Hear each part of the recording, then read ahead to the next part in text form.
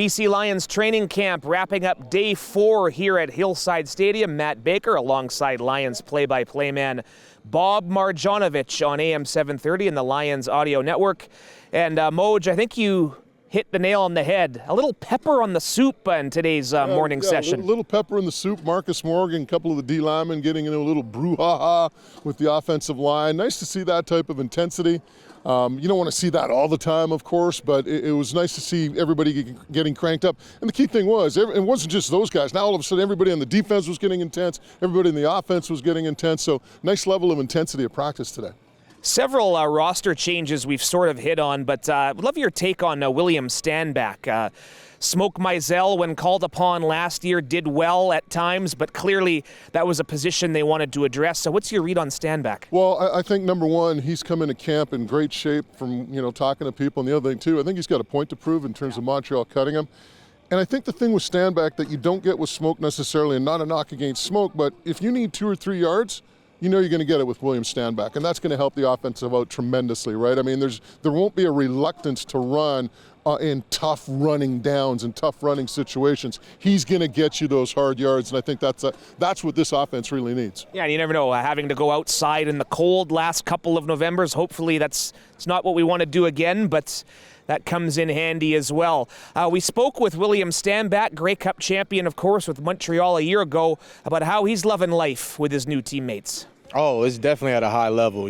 Everybody's bringing the energy, bringing the physicality that we need to just, make evaluations at a high level and do what we have to do to form the best team. You get the sense these guys are focused and locked in, knowing the ultimate goal, but taking it day by day as well. Mm-hmm. Oh, yeah, definitely locked in every day and just getting 1% better every day. That's the main key of training camp. And us gelling together as a team, I think just having the bond here is what makes this team really great. And me joining it, I just want to do everything I can to help the team in any way. From the outside looking in, these guys were right there. They was knocking on the door. And I just want to be that little percentage that helps to get us over that hump. Okay, we'll stick with the offense right now. We hit on this in our report the other day, but our first chance to talk with Jake Dolegala today, of course, himself, Dakota Prukop, brought in to help round out the quarterback room. What's your read on Jake? I thought Jake had a really good practice today. Yesterday was kind of a little so-so, but today he was making the throws. He was making the right reads, especially when they went hurry up. They were coming with a lot of blitz packages. He made the right reads, hit guys underneath, and he did a really good job today in practice, I thought. And, he's a big guy. He's lanky. He's got an arm. So I think for him, it's just getting coached up and learning the system. And excuse me, it's not necessarily about reinventing the wheel. And I talked to Dakota Prukop about this.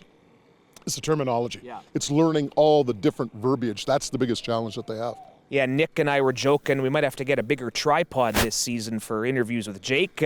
We talked to him about a bunch of things, including the fact he has a pretty good receiving core at his disposal with the other QBs. You guys are flying around. We're having a good time. Obviously, it was a big compete day today.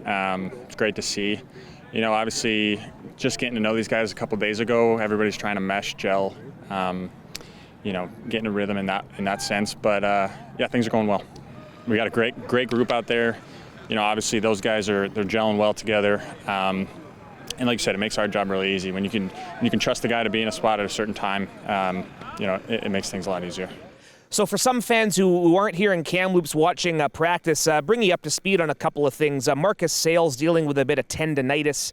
Christian Covington, a bit of a hamstring tweak, but nothing serious. He's going to be back here before long. But a couple of interesting changes in the defensive secondary. Of course, no T.J. Lee. He's doing sprints with Hatch on the side. They're looking good.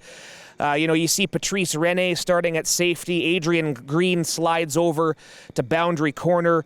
What's your read on some of this secondary shuffle? Well, you see Ciante Evans playing some half with Green at corner, and then you also have Kent coming into the mix, young kid. He's playing a bit of halfback with the one. So it's a work in progress, but I think they're going to be fine there when it's all said and done. They got a lot of veterans. I know talking to defensive coordinator Ryan Phillips, he feels extremely comfortable with that group. You got guys that have been together for 4, 5, 6 years. So I think they're going to be okay. And I just think, it's going to be really interesting to see how Patrice Rene fits in with this defense. Yeah. He's a guy who's a bit of a hybrid. He can play a lot of different positions for you. And I think to start, they're going to try to keep it simple for him so he doesn't lose that aggressiveness and confidence, and then they'll eventually add stuff to his plate. One youngster who's fit in pretty well, draft pick out of Laval, Christophe Bayou. Always refreshing to see. You need that Canadian content refreshing at all times. Well, the one thing I liked about him in watching the scrimmage, he was very vocal, right? And for a rookie to come in and be vocal, that's impressive. So he feels very comfortable out there in terms of what he's doing, the way he's feeling. And like I said, for him to go out there and start being vocal and telling guys what to do, it tells me that he's got a lot of confidence going right now. All right, well said. Moj and Julio next Monday, nightly, Monday through Friday, AM 730, Lions Audio Network, Radio NL Kamloops.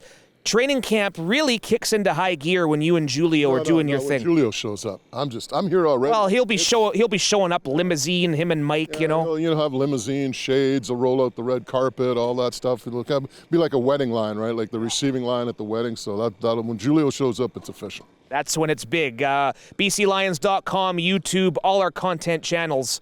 2024 Lions training camp continues.